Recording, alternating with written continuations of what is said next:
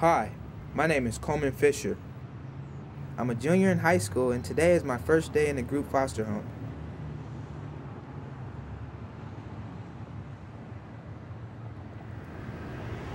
It's supposed to be filled with a bunch of kids just like me. If that's true, I'd hate to be the adult that's responsible for us.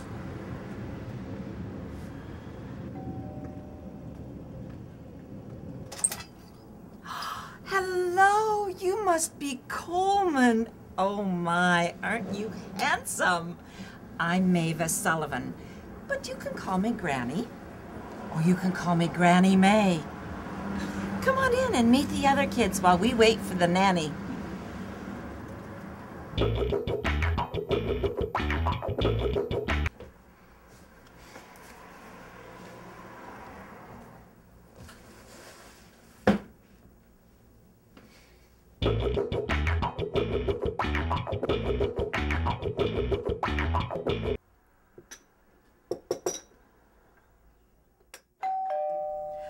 Oh, that must be the nanny.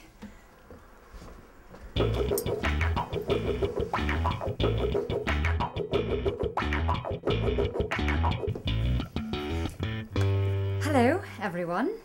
I'm Grace Logan, your new nanny.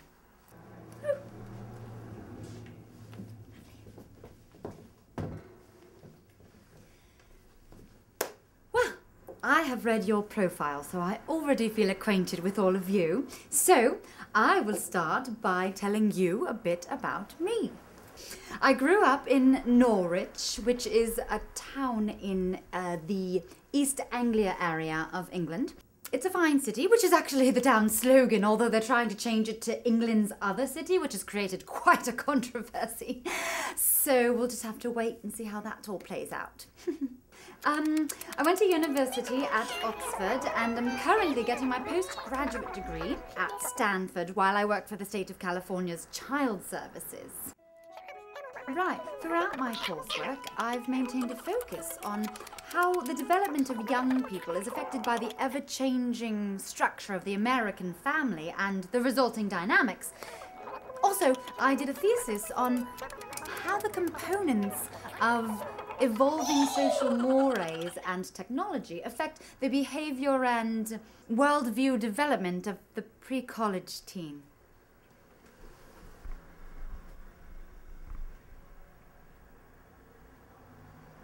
The garbage man comes on Wednesdays. Thank you, Mrs. Sullivan. That is very good to know.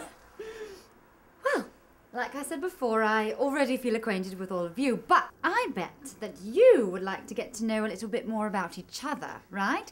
So I thought we might start with something a little more interesting than those boring old introductions. So, why don't we start by playing the game where you answer the question, if you were an animal, what animal would you be and why? But since people are so very complex, we're going to each choose 2 animals. Right, so who would like to begin?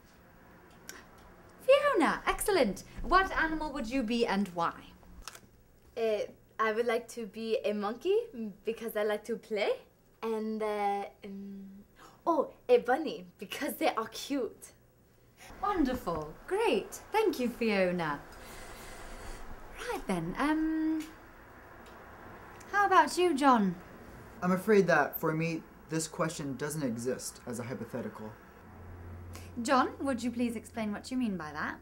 In my tribe, when a boy turns 15, he participates in a rite of passage ceremony, where he goes on a vision quest. The goal of the quest is to find his spirit guide.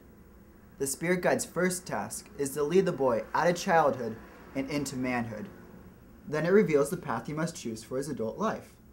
My spirit guide is a fox, and he led me away from my tribe so that one day I could return and represent my people in the court of law.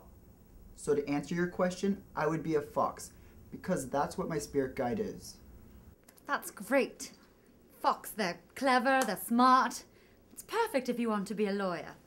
So, he only has to choose one? That's not fair if we all have to choose 2. All right.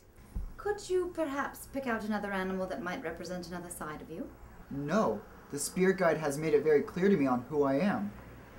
Could you give it a go? please? Fine. In addition to a fox, I'd be another fox. That's identical in every way to the first one. So you'd be two of the same thing? Can he do that? Look, why don't we just move on? All right? Okay. Yuki, how about you?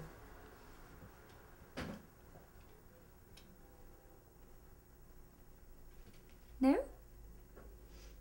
Okay. Austin. Well, I guess I'd be a porpoise and a dolphin, because they're the best swimmers in the ocean. No, those are a bit too similar. John got to do two of the exact same thing. Oh, I know what I'd be. Check this out. I'd be a bear, except I wouldn't have bear arms. I have crocodiles there instead. You mean you'd have little crocodile arms? No, the crocodiles would be my arms, like their heads would be my hands. No, see, Coleman, then that's 3 animals if you're using 2 crocodiles as... Plus, that sort of misses the point. Well, if he can mix his animals, then I want to be a griffin. No, I really think that we should stick to real animals. But Coleman's isn't real. So I can't be a crocodile bear? Why can't he? I mean, this is all supposed to be hypological anyways, right? Yes, well, it's getting there, isn't it? Then I want to be a Pegasus, the horse that can fly. No, you should keep yours, except you should be a gorilla with super strength and the legs of a rabbit so you can jump crazy far. But then she doesn't have the thumbs on her feet, so she can't climb as good. Look, you guys. Yeah, so when I'm the crocodile bear, I can shoot blinding poison out of my crocodile arm mouths. Well, dang, what should I be? Porpoise, dolphin, monkey arms? Oh, now you're just stringing random words together. Dude, what is it with you and changing the arms? Think about it. Dolphins are crazy smart, right? Well, if they had arms, they could probably build stuff. Yeah, but what powers could I have?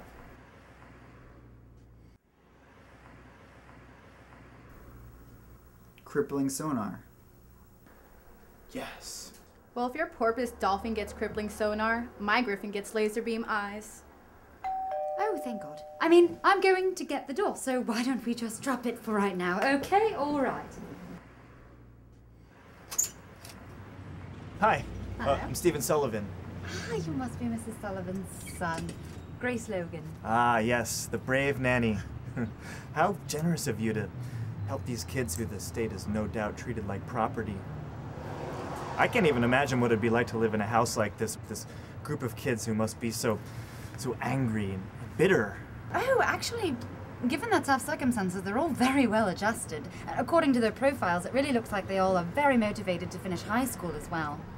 So troubled.